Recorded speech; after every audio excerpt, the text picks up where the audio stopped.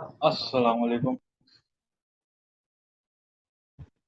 इस सेशन में हम लोग डिस्कस करेंगे अफेक्टिव लीडरशिप। सही है, तो सबसे पहले हमें पता होना चाहिए लीडर कौन होता है भाई। तो leader is someone who exercise influence over other people. भाई जो इसका अपनी पर्सनैलिटी के थ्रू या अपनी फॉर्मल अथॉरिटी के थ्रू जो है वो अब दूसरे लोगों पे इन्फ्लुएंस कर सकता है, उनसे अपने काम वगैरह निकलवा सकता है या उनको ये मोटिवेट वगैरह कर सकता है, उनको इन्फ्लुएंस कर सकता है कि तुमने ये गोल अचीव करना है। वो कौन है? वो लीडर है।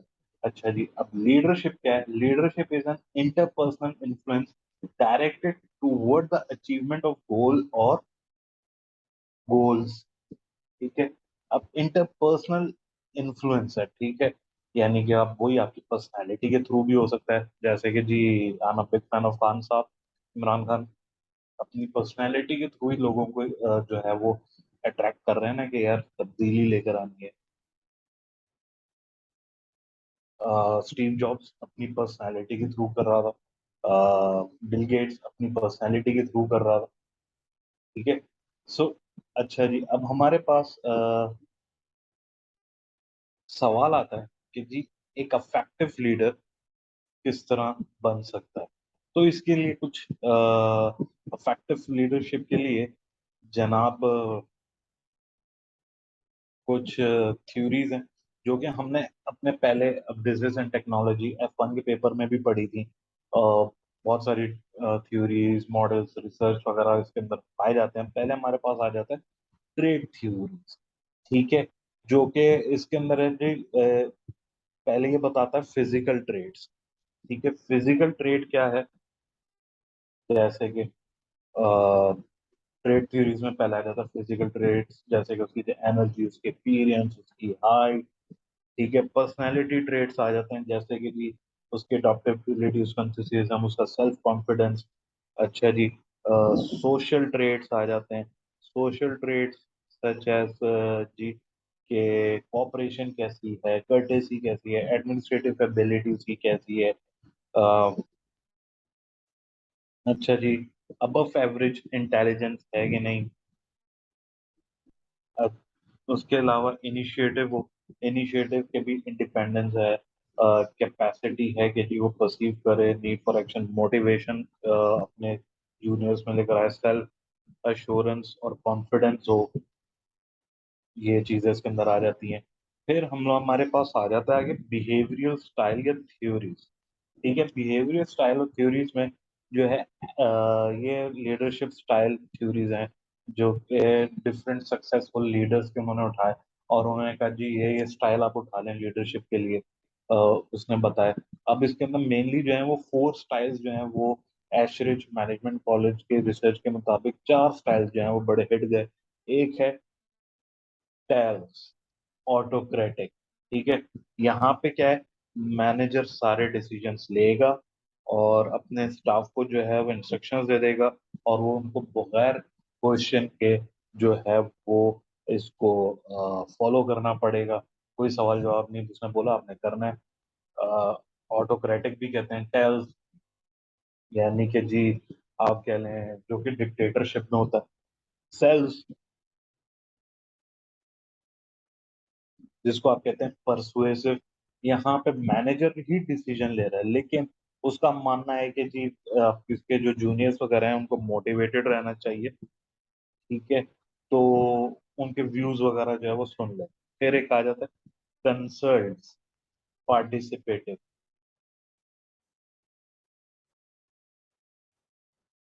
यहाँ पे मैनेजर जो है वो अपनी टीम को इंक्लूड करता है, उनके साथ जो है वो कहता है कि जी आप पार्टिसिपेट वगैरह करो।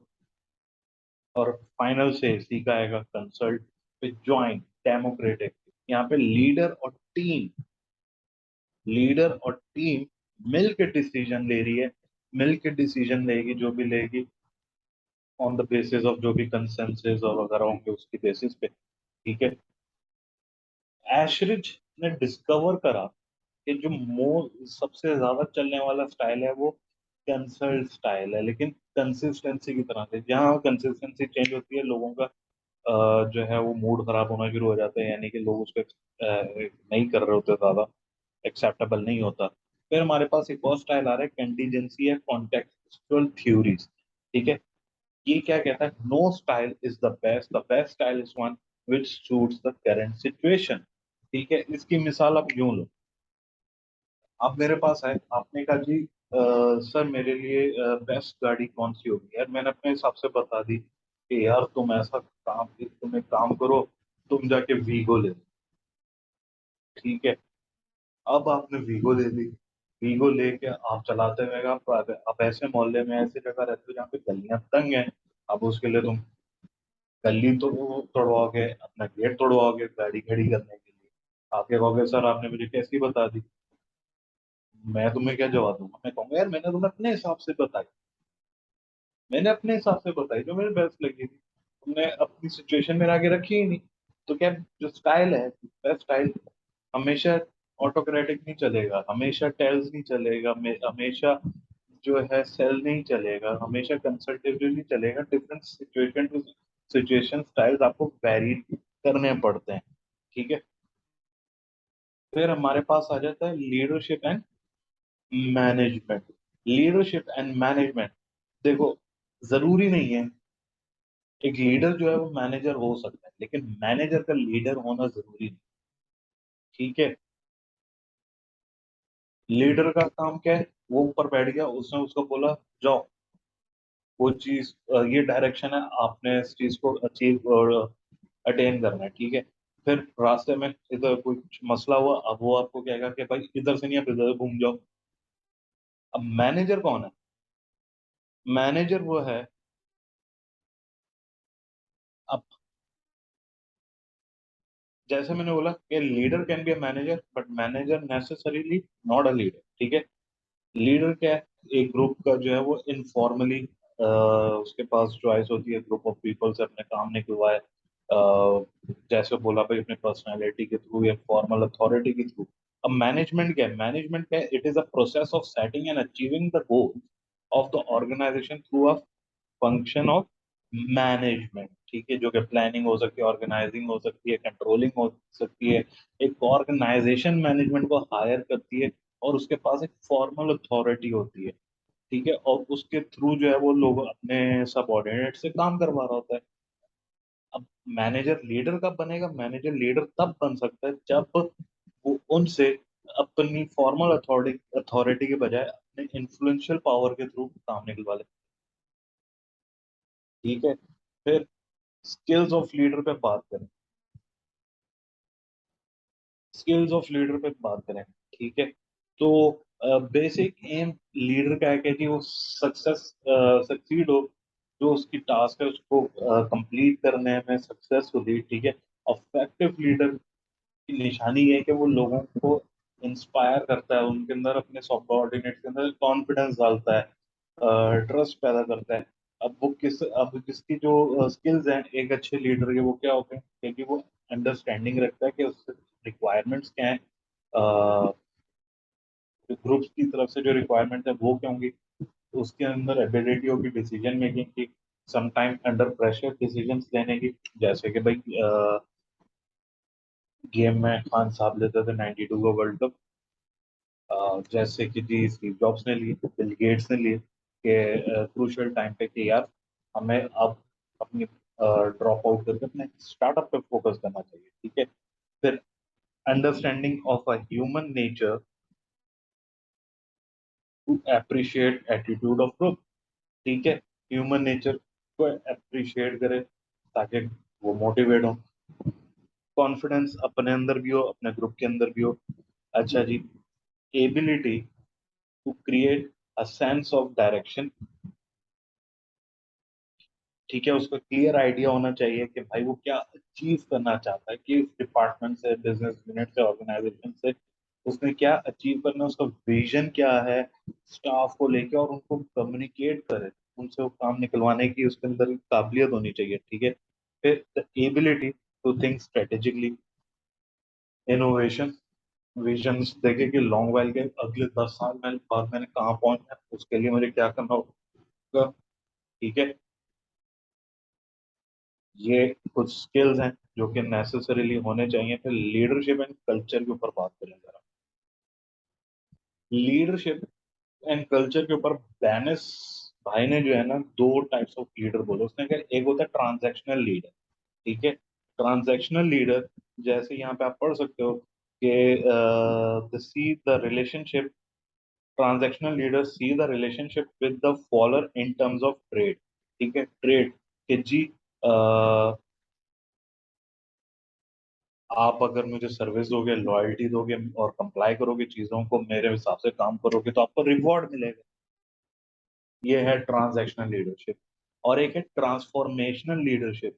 इंस्पायर करता है, मोटिवेट करता है लोगों को, ठीक है, to work at behalf of beyond beyond compliance, ठीक है। कि जी लोगों को इंस्पायर करेगा अपनी पर्सनालिटी के थ्रू, अपनी बातों से, कि यार कंप्लाइंस लेवल से भी आगे, के यार मोटिवेट करेगा कि भाई अचीव करोगे तो तुम्हारा करियर अच्छा बनेगा, ये होगा तुम्हारे लिए बेहतर होगा, ऑर्गेनाइजेशन के लिए बेहतर होगा, एक्स वाई जेड। अपनी पर्सनालिटी के थ्रू, अपनी बातों के थ्रू उनको कर रहा है, तो मोटिवेट कर रहा है वर्क हार्ड करने के लिए।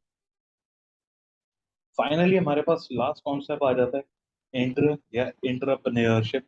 बहुत सारी ऑर्गेनाइजेशन जो हैं, बड़ी ऑर्गेनाइजेशन, वो किस तरह बनी है।